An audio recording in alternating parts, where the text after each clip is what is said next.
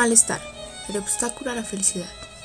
Planteamientos teóricos de Freud relevantes en la sociología, un acercamiento a entender lo que implica ser un sujeto social y la conexión entre lo psíquico, lo físico y lo social. Las preguntas fundamentales que dirigen este diálogo son: ¿qué caracteriza el proceso de socialización? ¿Qué implica el orden social? ¿Cuál es la génesis del malestar de la cultura? ¿Cómo los principios del placer y la realidad asientan las relaciones sociales? ¿Qué relación hay entre el inconsciente y lo social?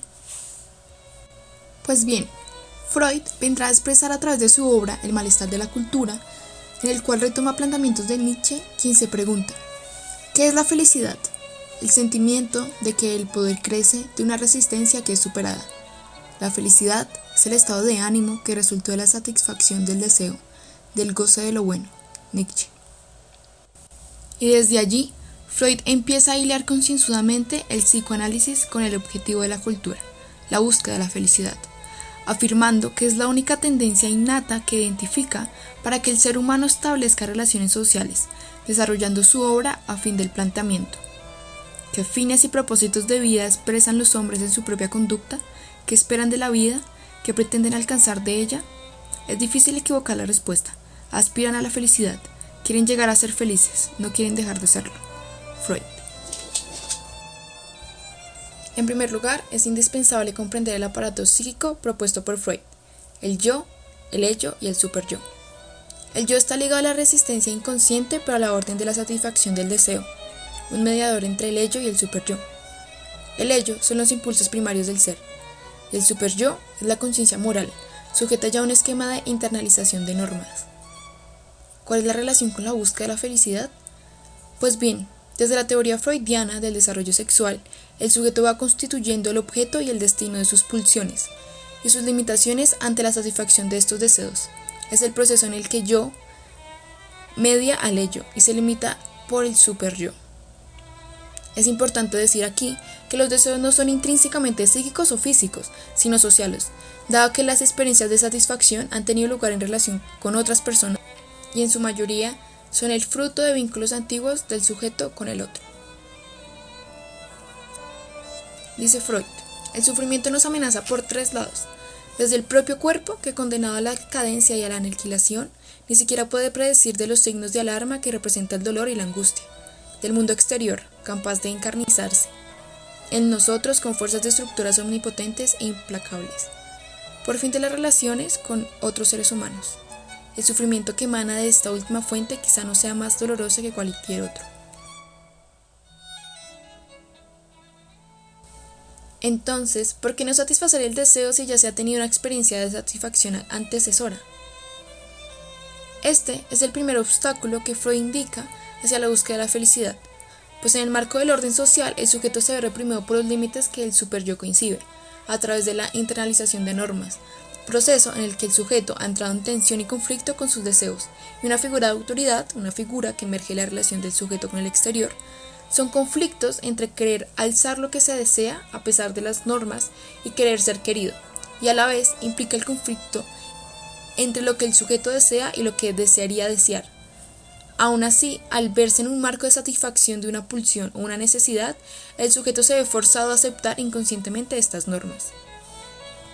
En esa búsqueda casi ingenua y limitada de la felicidad individual, se pasa a ser sujeto y objeto a la vez, puesto que nuestro deseo es nuestro en la medida que las proyecciones que el otro marca sobre nosotros es interdependiente. Y la manera de cuidado y satisfacción en un episodio de displacer es marcada por sistemas de representaciones antiguos.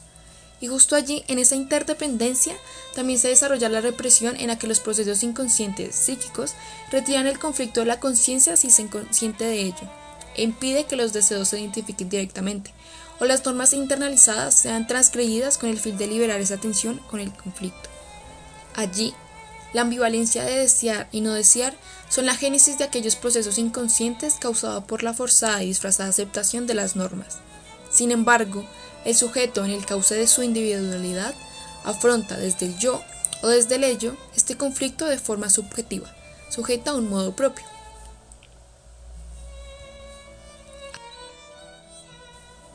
Entonces, ¿cómo si cada sujeto afronta este conflicto que es interno, pero a la vez colectivo, a su propio modo, se puede establecer un orden social? Freud dice que en primer lugar no hay que confundir la diferencia con la desigualdad, y para él, el ser es un ser social por necesidad, y las intenciones al establecer relaciones sociales son dependientes, en el panorama de que es deseado o se es cuidado, o incluso el ser se quiere deseado para ser cuidado, situación que es confundida con el sentimiento de hacer parte de un todo, el sentimiento oceánico, a lo que en contraposición Freud dirá que el ser experimenta una indiferenciación, un yo no y un yo, un fenómeno que rompe con el narcisismo primitivo, y es indispensable en el yoico adulto para que el sujeto reconozca sus propios límites, sujeto a la existencia de una realidad exterior, una realidad que limita desde el principio de la realidad. Y ustedes se preguntarán, pero si ya el sujeto ha internalizado las normas, ¿qué implica que acepte más límites respecto a la realidad exterior? Bueno, aquí se genera un aplastamiento del yo, una impotencia que invade el sujeto y le hace verse a sí mismo como incapaz para intervenir en esa realidad. Es una postura infantil sujeta al narcisismo primitivo, que solo se puede superar en el yoico adulto y maduro, en el que el vínculo social es el comodín para intervenir en esa realidad. Sin embargo, en el otro lado de la moneda, el otro puede ser una amenaza, reconociendo al otro como una confusión del yo extrapolada al otro. El otro como objeto a someter o anulado por ser dominado, condicionado a ser modelo, objeto, auxiliar o adversario. Una representación que luego Foucault explicará en las relaciones de poder de la mano con los postulados de la sexualidad. Ahora, ¿cuál es el papel de la sexualidad en el malestar de la cultura? Freud dirá que la manera en la que el vínculo social se sublime y el instinto agresivo no se sobrepone para exterminar con la amenaza del otro, el otro como obstáculo de la satisfacción de sus deseos, deberá la sociedad apostar al amor, y el amor propone la justicia, vínculos democráticos, cuya prevalencia mitigue la desigualdad y el abuso de poder, componentes de la inestabilidad social. La sexualidad se manifiesta justo allí, en la sublimación donde la pulsión se canaliza moralmente para tener un grado de satisfacción, y la coartación de las pulsiones en los lazos libidinales para construir vínculos de trabajo y cooperación, situación que permite también el establecimiento de instituciones que regulen las relaciones sociales. Sin embargo, el establecimiento de instituciones y el conflicto permanente de la sociedad y su función hace sospechar que no aceptamos las restricciones que impone la relación con los demás, puesto que las normas parecen razonables cuando se le aplican a los demás y rígidas cuando se le aplican al sujeto mismo, retomando así la resistencia de aceptar el orden social, cuya fuente interna es el sentimiento inconsciente de la culpabilidad y la necesidad de castigo, puesto que en la construcción del superyo no se han internalizado las normas, sino también la confrontación del primer momento en el que el sujeto intentó satisfacer una pulsión, pero se vio confrontado con una figura de autoridad. Este fenómeno produce un justiciero interno que se manifiesta como la voz interna de naturaleza crítica, con el propósito de reprimir los deseos muchísimo antes de hacerlos conscientes, desencadenando la necesidad de castigo. Un castigo producto del miedo a dejar de ser de algún modo reconocido por la figura de autoridad. Y Freud aquí enfatiza en la característica de desamparo y dependencia del humano. La necesidad de castigo es aquí inherente al sentimiento inconsciente de culpa, yo a la autoagresión directa, no permitiéndose el sujeto a sí mismo las satisfacciones incluso toleradas y aceptadas socialmente, o indirecta, realizando acciones que originen un castigo como respuesta, o experimentando angustia, sufriendo, estando en estado de malestar. Y se hará lo necesario para ser castigado, para afirmar esa figura de autoridad que se internaliza hasta hacerse inconsciente, o bien lleva a establecer relaciones con los demás en las que el sujeto queda maltratado y perjudicado, activando la búsqueda de infelicidad, validando así un estado permanente de neurosis, condicionando al sujeto, siendo el resultado opuesto respecto al proceso de socialización.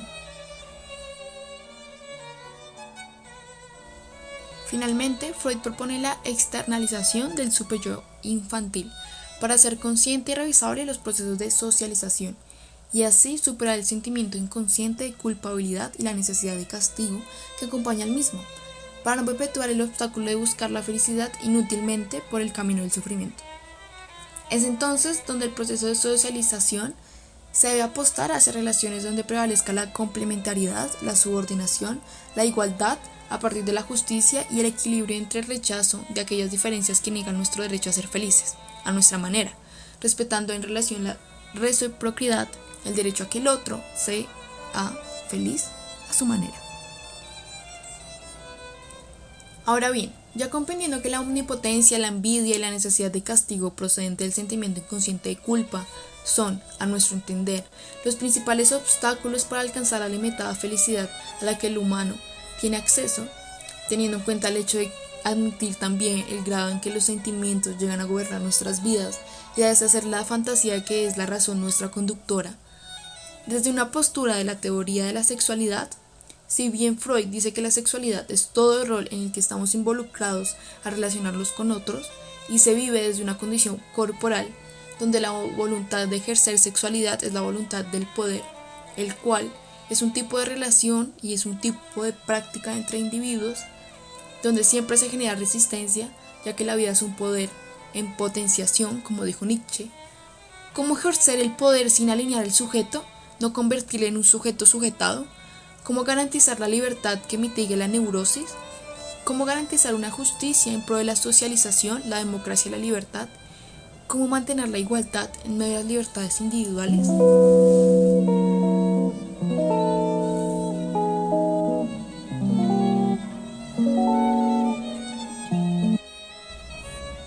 ¿Ustedes qué dicen?